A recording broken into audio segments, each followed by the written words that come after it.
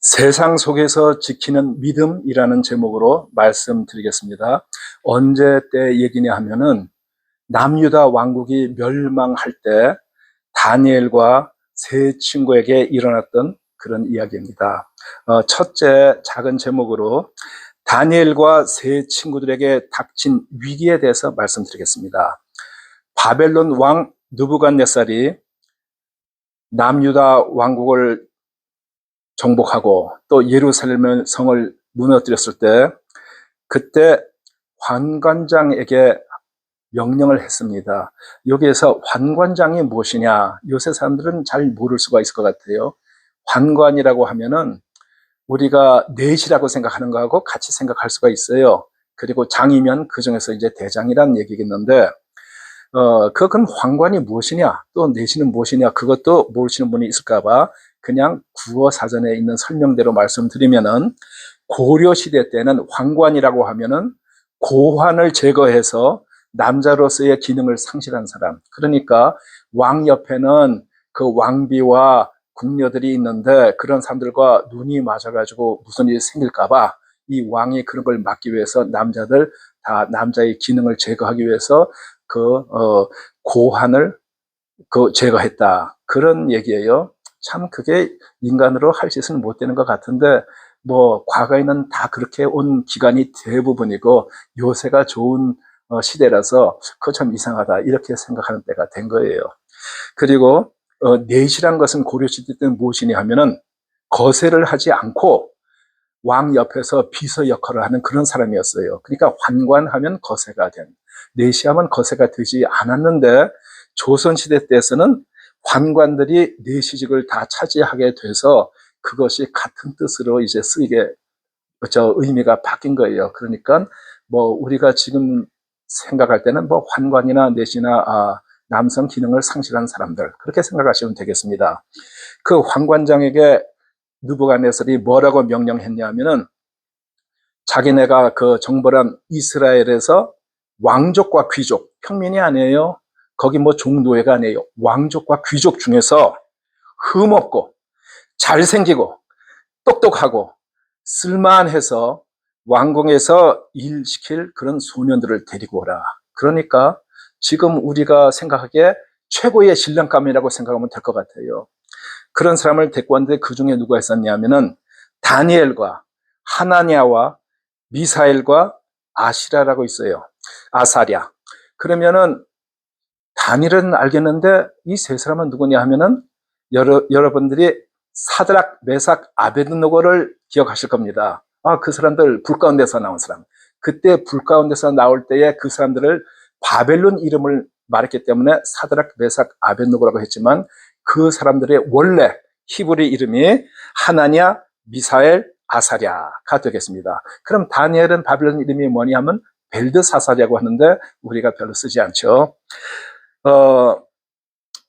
그 소년들을 데리고 와서 그러면 거기에 대해서 의문이 있을 거예요. 아니 그러면 다니엘과 그 세 친구가 넷이었단 말이냐? 이런 질문을 할 수가 있습니다. 거기에 대해서 학자들은 그렇다고 하는 학자도 있고 그렇지 않다고 하는 학자도 있습니다. 그렇지 않다고 하는 학자는 근거가 뭐냐 하면은 환관장이라고 해가지고 꼭 그 환관들 내시들만 이렇게 매니저하고 교육하고 이런 것이 아니라 환관이 아니래도, 그러니까 내시가 아니래도 이 왕궁에서의 예절과 법들을 가르칠 수 있지 않느냐 그렇게 해석을 하고 그 사람들이 환관이라는 기록은 근거는 없다 그렇게 설명하는 사람이 있어요. 그런데 저는 개인적으로 그 사람들이 환관이 아니었겠는가 그렇게 생각한 이유가 무엇이냐 하면은 이 사람들 그러니까 유다가 망할 때에 그 왕들이 누구냐 하면 요시아 왕의 셋째 아들이 왕이 됐다가 둘째 아들이 왕이 됐다가 둘째 아들의 아들 그러니까 요시아의 손자가 왕이 됐다가 마지막에 요시아의 넷째 아들 시디기야가 왕이 돼서 그때 멸망을 합니다. 그런데 이 요시아의 증조 할아버지가 히스기야 왕이에요. 히스기야 왕이 병이 났다가 병이 이제 회복됐어요. 죽을 뻔하다가 하나님께 간구해서 살아나서 15년을 더 살게 됐는데 그때 바벨론에서 사신들을 보냈어요. 그때 바벨론은 지위가 어땠냐면은 그냥 독립적인 그 왕국이 아니었고 아수르라고 하는 제국 속에 있는 분봉왕, 그러니까 아수르 밑에 있는 왕국이었어요. 그런데 그 보통 다른 속국과는 달리 바벨론은 원래 잠재력이 있는 아수르와 이렇게 경쟁 관계가 될 수 있는 그런 정도였는데 거기에서 이 바벨론에서 이 히스기야 왕이 회복이 되었다고 하니까 앞으로 퓨처를 내다봐서 그럴지 모르겠지만 사신을 보냈어요. 이 회복되신 것을 축하합니다 하고. 그랬는데 이 히스기야 왕이 너무 신이 나가지고 궁궐과 하나님의 성전에 있는 보물이건 뭐 좀 귀한 것을 다 보여줬어요. 그랬는데 그 사신이 간 다음에 선지자 이사야가 히스기야 왕한테 와가지고 사신들을 하고 무엇을 하셨습니까? 했더니 우리 나라 이 왕궁과 성전에 있는 보물들을 다 보여줬다. 이랬더니 이사야 선지자가 그 히스기야 왕을 좀 나무라는 말을 할 때에 어떤 말이 있었냐면 열왕기 하서 20장 10절에 18절에 보면은 이런 말씀이 있습니다. 왕의 몸에서 날 아들 중에서 사로잡혀 바빌론 왕궁의 관관이 되리라 하셨나이다.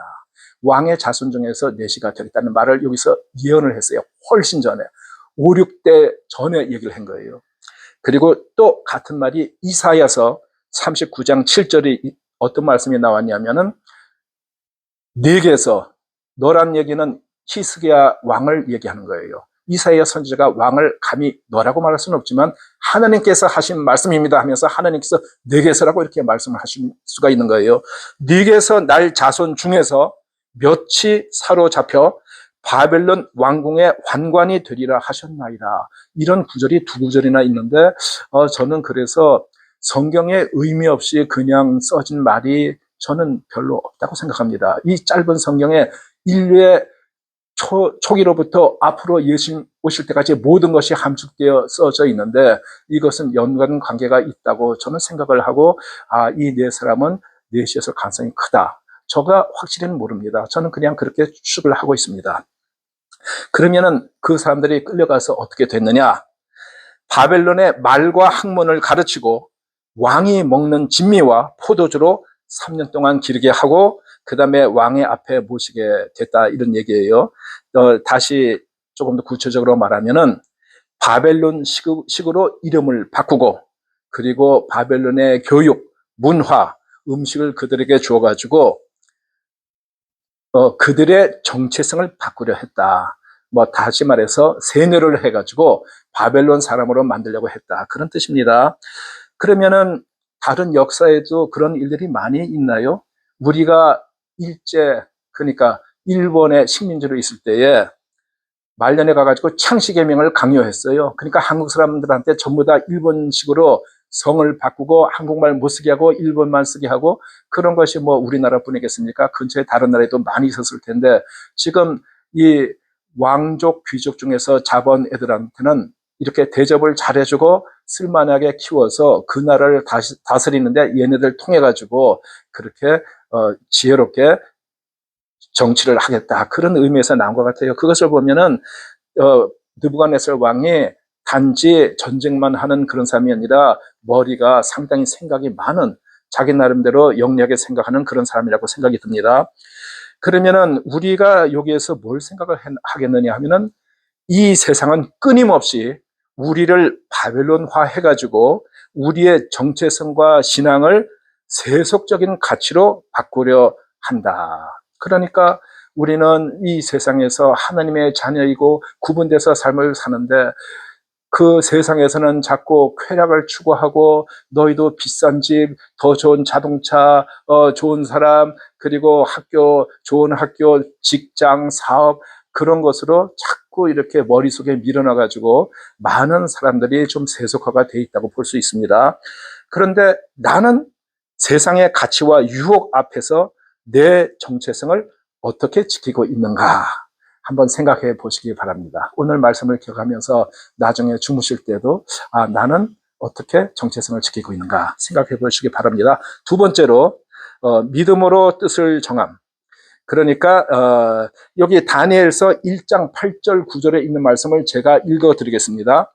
다니엘은 뜻을 정하여 왕의 진미와 그의 마시던 포도주로 자기를 더럽히지 아니하리라 하고 자기를 더럽히지 않게 하기를 관관장에게 구하니 하나님이 다니엘로 관관장에게 은혜와 긍휼을 얻게 하신지라. 그런 말씀이 다니엘서 1장 8절 9절에 나와 있습니다. 여기에서 제가 단지 음식 문제를 얘기하려고 하는 것은 아닙니다. 그 음식이 진짜 먹으면 안 되는 것인지 아는 이런 문제 같은 것은 다른 기회에 저 말씀을 드리겠고, 오늘은 시간 관계상 여기서 제가 이 말씀을 인용하는 것은 영적인 순결성의 문제입니다. 그 정체성의 문제이란 얘기입니다. 다니엘은 작은 것에서부터 하나님께 충성하고자 그렇게 결심을 한 것입니다. 우리가 생각하는 이 믿음이란 것은 다시 말해서 결단입니다. 환경이 변해도 신앙의 기준은 바뀌지 않습니다. 그러면 나는 매일 어떤 신앙의 결단을 하고 있는가?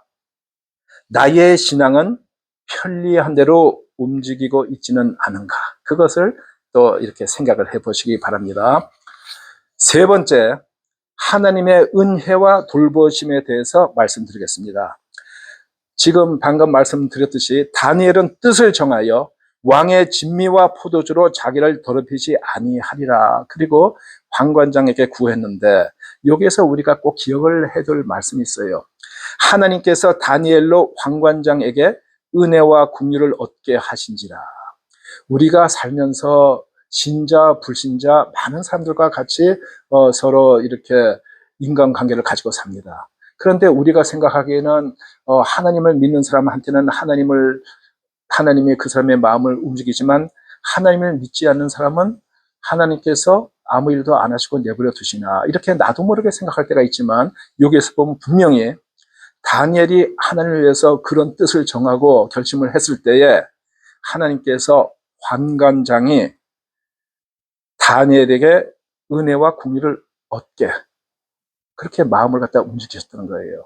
그러니까 하나님을 안 믿는 사람을 통해서도 하나님께서는 그 마음을 움직이실 때가 많이 있다는 것을 꼭 명심하시기 바랍니다. 그래서 다니엘이 부탁했을 때 관관장이 뭐라고 했어요? 그 은혜와 긍휼을 베풀었다고 하니까 다니엘이 관관장이 다니엘한테 남들보다 특별히 예뻐해주고 잘 봐줬겠죠. 어떻게 하면 도와주고 했을 텐데 나 왕이 드시는 그 고기 진미를 안 드시고 안 들고 포도주도 안 먹겠습니다 했을 때 관관장이 뭐라고 했겠어요? 다니엘 말하는 거 소원 다 들어주고 싶었겠죠. 근데 이 관관장이 하는 말이 왕이 그렇게 하라고 지정을 하셨는데 너희 얼굴이 다른 사람보다 못해가지고 초췌하면은 야, 내 모가지가 달아나지 않겠어? 자기가 자기를 걱정한 거예요. 그랬더니 다니엘이 관관장 밑에 관관장이 다니엘과 그 세 친구들 감독하라고 한 그 감독한 사람에게 열흘 동안 종들에게 채식과 물을 먹게 한 다음에 그 다음에 생각해 보소서. 그러니까 열흘 동안 시험해 보라 이 얘기예요. 그랬더니 그 감독이 그대로 열흘 동안 식물하고 물만 주고 봤더니 어떻게 표현이 됐냐 하면 그들의 얼굴이 더욱 아름답고 윤택하여 왕의 진미를 먹는 소년들보다, 그러니까 다른 나라에서 끌려고 하는 소년들보다도 훨씬 더 낫다는 얘기예요. 그러니까 이 감독이 안심하고 그 다음부터는 채소와 물을 줬겠죠. 그러면 어떻게 됐습니까? 성경에는 안 나왔지만 우리가 추측하기에 다니엘과 그 세 친구, 그러니까 네 사람이 먹는 양의 왕의 진미와 그리고 와인이 남지 않았겠어요? 그러면 이 감독한 사람이 그걸 딱 들고 집에 가면 뭐라고 그랬어요? 그때 지금처럼 맛있는 식당들이 있었겠어요? 아니면 마켓에서 많은 걸 귀한 것을 팔았겠어요? 그때가 지금으로부터 한 2600년 정도 전입니다. 그러니까 고구려 신라 백제보다도 훨씬 전, 고조선의 역사에 기록이 될 때인지 말 때인지, 구전 말고, 구전은 더 길겠지만 그럴 정도의 때인데 그때 이 궁중 음식하고 가면은 그 아내가 뭐라고 그랬어요? 당신은 최고의 남편이야 이러지 않았겠어요? 애들은 아빠 들어올 때만 기다리고 아빠는 짱이야 그러면서 얼마나 그 맛있는 음식을 먹었겠어요. 그리고 자기네끼리도 그 포도주를 한 잔씩 하면서 야 이거 최고네 이러지 않았겠어요? 뭐 그러니까 서로가 다 좋은 거죠. 그때 하나님께서 이 네 소년에게 지식을 얻게 하시며 모든 학문과 재주에 명철하게 하신 외에 거기에다가 다니엘은 또 모든 이상과 몽주를 깨달아 알더라. 그것이 성경에 있는 말씀인데 우리가 막상 사용하면서도 정확히 모르는 단어들이 좀 있어요. 명철이 무엇이냐 하면은 명철? 설명하려면 조금 애매할 때가 있습니다. 명철이란 거 국어사전에서 뜻은 뭐냐 하면은 통찰력과 이해력과 분별력이 뛰어나다. 그런 뜻이에요. 그러니까 지혜와 명철이야 뭐 지식이나 이것이 비슷한 것 같으면서도 조금씩은 다릅니다. 이 명철에게 하시고 그 다음에 이상과 몽주를 깨달아 알더라. 이상이란 것은 우리가 꿈은 아니지만 무엇을 본 거, 뭐 영어로 하면 비전 이렇게 되겠죠. 그리고 몽주라고 하면 꿈을 얘기하죠. 꿈을 꾸고 나가지고 이게 무슨 꿈이냐, 용꿈이냐, 개꿈이냐 뭐 이러는데 그 꿈을 해석할 수 있고 그 이상을 해석할 수 있는 그런 능력을 또 다니엘에게 주었다는 얘기예요. 여기에서 우리가 생각해 볼 게 신실하게 하나님을 섬기면은 하나님은 그 사람을 세워서 사용하십니다. 내가 진정 하나님을 신뢰하고 순종할 때 하나님의 인도하심을 경험한 적이 있는가? 이것도 생각해 보시기 바랍니다. 그 네 번째, 세상 속에서 빛나는 신앙에 대해서 말씀드리겠습니다. 3년 후에 환관장이 이 네 사람을 데리고 왕 앞에 이제 갔어요. 그래서 왕이 이 사람들과 말하여 보는데 왕이 전쟁에 나가서는 굉장히 무섭고 다른 데서는 참 겁나는 그런 삶이었겠지만 여기에서는 자기가 이렇게 정성을 들여가지고 자기가 써먹으려고 데려온 애들인데 적어도 얘네 앞에서는 상당히 자비롭게 부드럽게 얘기를 하지 않았겠어요? 그런데 이 왕이 얘네를 아까 얘기를 해보니까 이 무리 중에서 다니엘, 하나냐, 미사엘, 아사랴 같은 자가 없었다. 어느 정도로 뛰어냈냐 하면은 그들을 왕 앞에 모시게 하고 왕이 그들에게 모든 일을 묻는 중에 지혜와 총명이 온 나라 박수와 술객보다 10배나 나은 줄을 아니라 그런 말씀이 있어요. 그러면 자기네 그 또래에서도 최고고 그 나라의 기존에 있던 지금으로 말하는 박사들, 학자들보다도 10배나 낫다. 그 얘기예요. 여기에서 잠시 지혜는 무엇이냐? 그러면은 그것은 지식과 아까 말씀드린 명철이 쌓여가지고 인격화되었다. 지혜롭다 그러면 이제 그런 것을 다 가지고 있다. 그런 뜻이 되겠습니다. 그것도 정의 내리기에 뭐 굉장히 많은 뜻이 있겠어요. 그리고 또 총명이란 건 뭐 간단히 말해서 똑똑하다 이렇게 생각하면 될 것 같아요. 그 총이란 것은 듣는다는 얘기예요. 또 명이란 것은 본다는 얘기예요. 그러니까 눈과 귀가 밝으면은 똑똑하다. 뭐 그런 뜻으로 이제 총명이라는 단어가 생겼는데 그 똑똑한 그러기가 그 온 나라에 있는 박수와 술객보다 10배나 낫더라. 박수란 건 무엇이냐면 국어사전의 의미로 하면 남자 무당 정도 되는데 그냥 여기서 의미하기로는 신접한 자. 그러니까 뭐 남자건 여자건 옛날에 그 무당 같은 그런 식이 되겠고 술객이란 거는 요술사, 마술사. 뭐 요술은 눈속임도 있지만 거기에는 어느 정도의 과학도 들어가고 했을 텐데 그 당시에서는 이 그 뭐 박수나 술객 하면은 그 당시에 최고의 학자들이라는 뜻으로 해석이 됩니다. 그러면 다니엘과 친구들은 바벨론 시스템 안에서 탁월함을 이렇게 보였습니다. 여기에서 우리가 또 생각해 봐야 될 것이 세속화되지 않은 믿음은 오히려 세상 속에서 더욱 빛납니다. 진짜 지혜는 하나님을 경외하는 데서 옵니다. 잠언 1장 7절에 보면 어떤 말씀이냐면 여호와를 경외하는 것이 지식의 근본이다. 이런 말씀이 있어요. 그러니까 이 모든 세상의 지식 중에서 제일 기본이 되는, 제일 이렇게 근간이 되는 것은 하나님을 아는 것이라는 얘기예요. 하나님을 아는 데에다가 다른 것을 이렇게 지식을 쌓으면 도움이 되지만 하나님을 모르는 사람은 그 지식이 다 불완전한, 허물어지는, 오래 가지 않는 지식이라는 그런 뜻입니다. 우리는 세상 가운데서 하나님의 지혜로 구별된 삶을 살고 있는가? 그것도 반문해 보시기 바랍니다. 자, 결론을 말씀드리겠습니다. 결론적으로 간단히 말씀드리면 믿음은 환경을 이깁니다. 다니엘은 환경의 탓을 하지 않았습니다. 여기에서 우리가 한번 생각을 해보세요. 뭐 다니엘이 아닐 수도 있겠지만 그 네 소년이 정말로 내시가 되었다면은 남성의 기능을 다 상실했습니다. 남성의 기능을 상실하고 나가지고 저 왕궁에서 왕 옆에서 무엇을 하면 그것이 성공한 겁니까? 그것이 복입니까?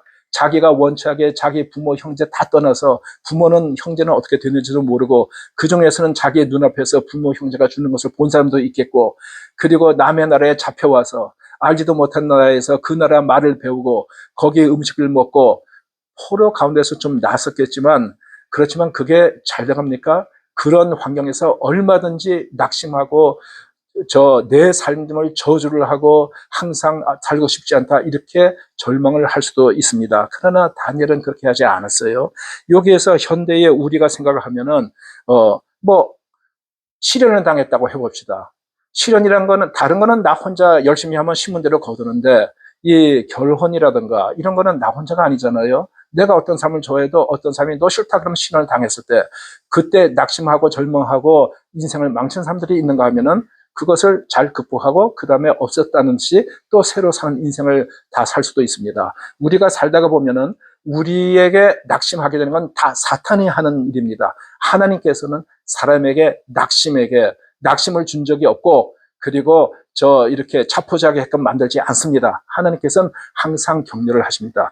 뭐 예를 들자면 어떤 여자가 나는 참 순결하게 이렇게 살겠다고 깨끗하게 살겠다고 사는데 자기의 의도와는 달리 강간을 당했다고 해봅시다. 그때 이 여자의 모든 소망이 사라지고 나는 망쳤다 해가지고 그 다음에 아무렇게나 행동하면 그 여자는 진짜 삶을 망치게 됩니다. 그렇지만 그 여자가 불행한 가운데서도 자기는 이렇게 긍정적으로 생각하면서 이것은 내 의도가 아닌 기분 컨디션이고 그 다음에 여기에서 나는 최선을 다하겠다고 하면은 없었던 것과 같이 똑같이 되지는 않겠지만 그러나 최선은 아니도 차선. 하나님께서는 우리에게 주어진 조건 하에서 얼만큼 우리가 노력을 했는가, 최선을 다했는가 그것을 보시지 모든 사람에게 조건이 같은 것이 아닙니다. 예수님께서 말씀하신 경우에도 보면은 5달란트, 2달란트, 1달란트를 주셨습니다. 무엇대로? 젠대로 주셨다 이거예요. 그러니까 5달란트 받은 사람, 2달란트, 1달란트 전부 다 기분 컨디션은 다릅니다. 거기에서 똑같이 기대하지는 않습니다. 그 기대가 다른 거예요. 그것처럼 우리가 어떠한 환경에 있든지 다니엘처럼 자기가 자포자기하지 아니하고 원망하지 아니하고 거기에서 최선을 다해서 살아야겠다는 것을 우리가 여기서도 배울 수가 있습니다. 다니엘은 바벨론이란 낯선 땅에서도 뜻을 정해서 하나님께 순종했습니다. 오늘날 우리도 영적 바벨론 속에 살고 있습니다. 그러나 하나님은 그때나 지금이나 여전히 하나님을 의지하는 자를 높이고 쓰십니다. 다니엘이라는 사람은 어느 정도로 하나님께서 인정하셨냐 하면은 하나님께서 역사 가운데서 의로운 자 세 사람을 에스겔서 14장에 들어서 말씀하신 적이 있습니다. 그 누구 세 사람을 들었냐면 노아와 다니엘과 욥을 예를 드셨는데 거기에 다니엘이 들어가 있습니다. 하나님께서 인류를 통해서 최고의 의로운 자를 갖다가 예를 드실 때 그때 다니엘이 들어가 있습니다. 오늘 이 말씀을 들으시는 분들은 주어진 조건 하에서 우리가 최선을 다해서 하나님을 경건하게 섬기다가 천국에 들어가셔서 하나님께 상 많이 받으시기를 바라겠습니다. 감사합니다.